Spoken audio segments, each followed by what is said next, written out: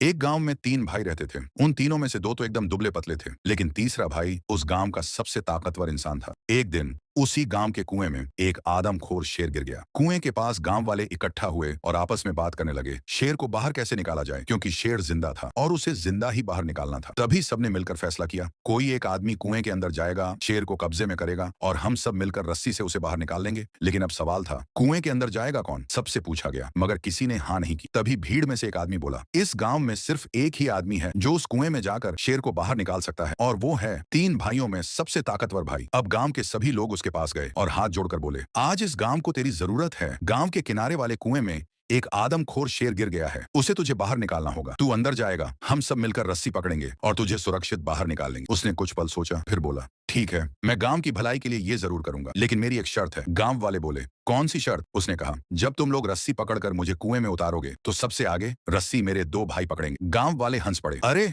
वो तो दुबले पतले हैं, उन्हें क्यों परेशान कर रहा है? तू टेंशन मत ले, पूरा गांव मिलकर रस्सी पकड़ेगा, तुझे कुछ नहीं होने देंगे। लेकिन उसने फिर कहा, मैं कुछ नहीं जानता, आगे से रस्सी मेरे दोनों भाई पकड़ेंगे, पीछे चाहे पूरा गांव पकड़ ले। अब दोनों तरफ बात तय हो गई। सबसे आगे उसके दोनों भाइयों ने रस्सी पकड़ी और पीछे पूरे गांव ने।